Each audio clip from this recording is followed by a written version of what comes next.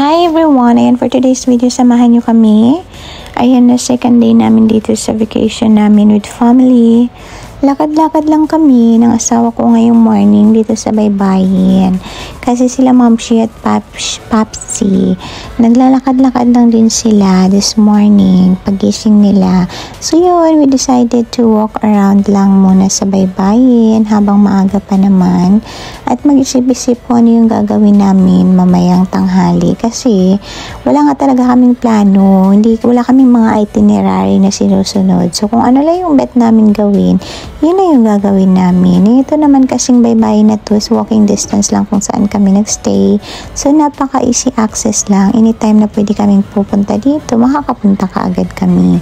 So ayan, while walking kami ng asawa ko, si Momshi at Papsi nagwo-walk din. Exercise nila yan for morning. Nagwo-walking yan silang dalawa. At ayan, as you can see, sweetness overload. Hindi yan sila mapaghiwalay talagang dalawa. Ganyan sila. Sana all na lang talaga. In-offer namin ng drinks. Alam ni Momshi talaga na hindi siya pwede dyan. Dati umiinom naman yan sila, pero ngayon umiiwas na sila sa mga ganyang bagay.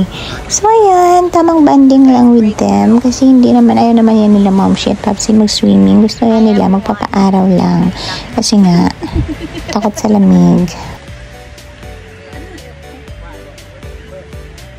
My daming husband and my family Papsi.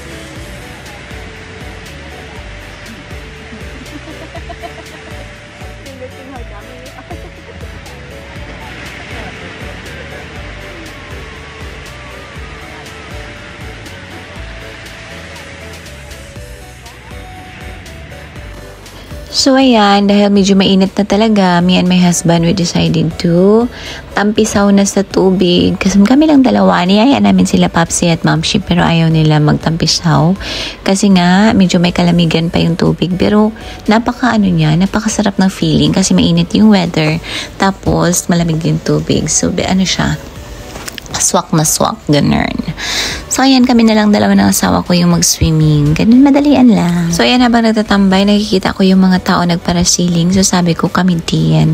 So, ayan na nga, hindi na namin pinatagal. Pupunta na kaagad kami doon para ma-experience ko. Kasi never ko pa talaga siyang na-experience in my life.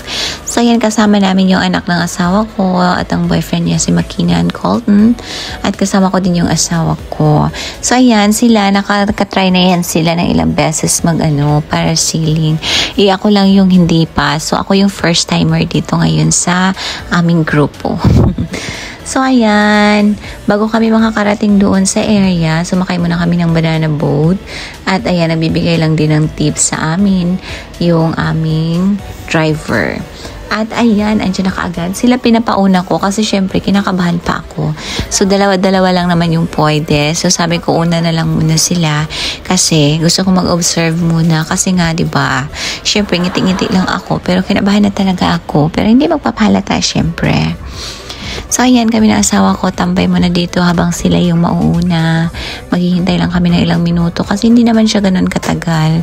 Nasa lang yata 10 minutes, 15 minutes ganun lang yata katagal yun. Pagkatapos kami na naman ng asawa ko. So ayan, syempre sulitin natin yung view. Ang ganda kasi ng view at saka ang ganda, hindi siya ganun kasakit yung init niya. At yan, nagmuni-muni muna ako habang pinagmamasdan ko silang lumilipad sa ulap. At syempre kinabahan ako to the max. At ayan yung asawa ko. Akala nyo relax-relax lang yan. Pero sa totoo, nasusuka na yan. Hindi yan lang din yan pinapahalata. Pero mahiluhin yan siya. Nahihilo yan siya sa, sa boat. Hindi yan lang sinasabi. Para kunwari. At ayan, nagmo-moment kami habang naghihintay. Ganun lang naman kasi talaga ang pwedeng gagawin dito. Habang pinagmamasdan namin sila, syempre kami ng asawa ko, nagmo-moment din kami together. Kinukuhaan namin din yung area ng video. So, ayan, sa wakas, dito na kami ng asawa ko. Nakalipad na din kami. At first talaga, kinakabahan talaga ako nung kakahiwalay lang namin sa boat, yung paglipad. Napaka tawag dyan, extreme, may ganun. Nakakakaba, pero yung andyan ka na sa taas, parang napaka-relaxing kasi ang ganda ng view. Ayan, makikita mo yung view. Hindi lang talaga ako masyadong tumitingin dun sa pinakababa kasi feeling ko talaga ang taas na namin. So, nahihilo ako. So, ang ginagawa ko na lang, sa malayo ako tumitingin. At ayan, sulit na sulit din naman yung binayad namin kahit may kamahalan siya kasi yung experience namin, napakasaya din naman talaga. So, ayan, naglalaro na lang kami. At yung asawa ko, kwento ng kwento na paano daw pag maputol yung lubid, saan daw kami pupulutin. Ang cute lang ng experience namin. At ayan, sa mga hindi pa nakatry ng mag-parasailing, i-try nyo na. Napakasayang experience talaga. Nag-enjoy talaga ako na kinakabahan na parang ewan. So, kung tatanungin ako kung gusto ko pa siyang i-try ulit, yes na yes. Pero wag dito kasi napakamahal. Ang sakit sa bulsa. So, maybe sa Philippines pag uwi ko, i-try ko to ulit. At ayan, hanggang dito na lang for today's video. Thank you so much everyone for watching. Abangan nyo ulit yung bukas na adventure na gagawin namin. Unplanned siya. Pero, syempre, hahanapan natin ng paraan na maging masaya pa rin yung experience natin for tomorrow. Thank you! Bye!